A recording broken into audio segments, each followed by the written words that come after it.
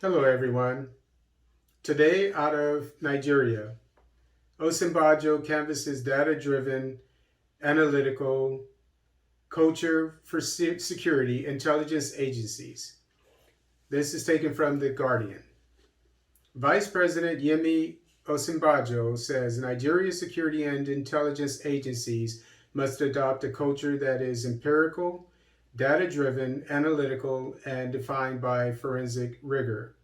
The vice president made this submission on Saturday in his address at the graduation ceremony of the Executive Intelligence Management Course, EIMC 2021 of the National Institute for Security Studies, Abuja.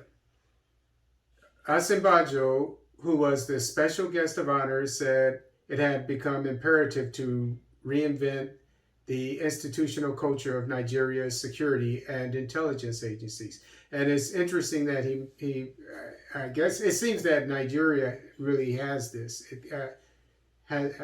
understands. He's saying that Nigeria's security and intelligence agencies, not just intelligence agencies, usually uh, countries around the world, they just concentrate on the intelligence community. But I always link it with the security uh, of a nation, the security forces, because security and intelligence, they go hand in hand. He tasked the intelligence community to be proactive, adopt the use of imagination, and leverage technology in reacting to threats. Quote, it is the unpredictable events that we must be prepared for. We must try, especially because we have been given the responsibility to think ahead of a nation of this size and of this complexity. It falls upon our lives to plan ahead and to be imaginative. Quote, it is not enough for intelligence services to anticipate the threat that we have a clear line of sight to. Indeed, given the resources constraint that we face, we cannot afford to wait for the threat to become manifest dangers before we react. Our intelligence services must be proactive rather than reactive, ahead of the curve rather than behind it. Threats must be identified and addressed well before they evolve into manifest spheres. It is a very heavy burden indeed, but the truth is that the intelligence community, by the very nature of its mandate, is charged with being several steps ahead of the rest of us. This requires a high capacity for imagination. In fact, I will go so far as to say that in many respects, a failure of intelligence is a failure of imagination, unquote. According to him, if there is any gift or skill that should define the intelligence officer of this new age, it is imagination. He said that being able to think in terms of multiple opportunities, alternative scenarios, variables, and possibilities were critical for an intelligence officer. Quote, imagination is also a function of what you read, what you listen to. What are you reading? What are you reading now? Have you read the latest books on the dark web or the activities of global criminal networks? And I would add to that, all intelligence officers uh, should, or intelligence specialists, including security personnel, should keep abreast of some aspect, at least one aspect of technology, be it computer technology, be it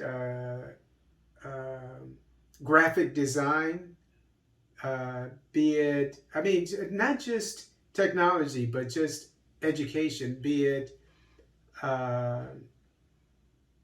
technical communication, being able to put in writing, to express things well in writing, to make graphs, etc.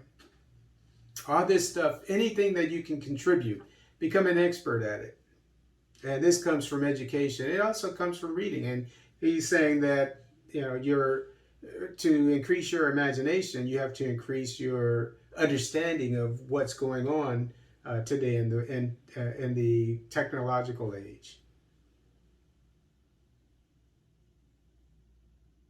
Okay, quote, are you intensely, constantly acquainting yourself with the most up-to-date thinking and knowledge in the security sector? The knowledge economy and information age is characterized by constant innovation, and it is moving swiftly. It is so fluid that conventional wisdom is being obsolete every single day. The security and intelligence sector is not exempt from all the dynamics that face uh, our world day, unquote. Osinbajo said that the point of constant learning was not only to keep in touch with current trends in the space, but also to enhance abilities and capacities to identify the threats that lie behind the horizon.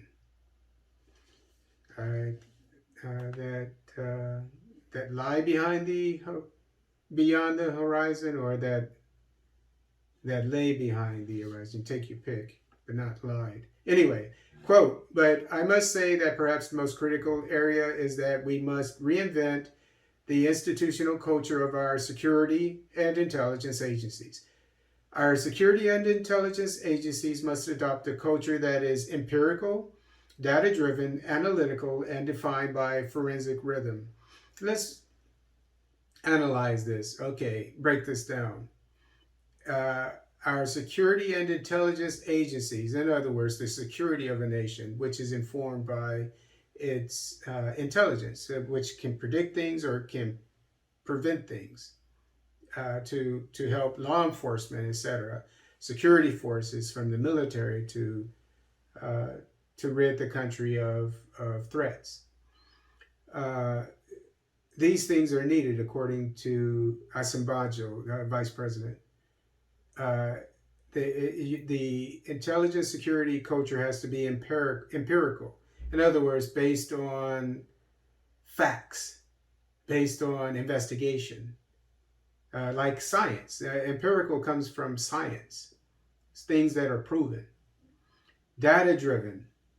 Okay, so a good example I can use is a police department, if it's worth its salt, it should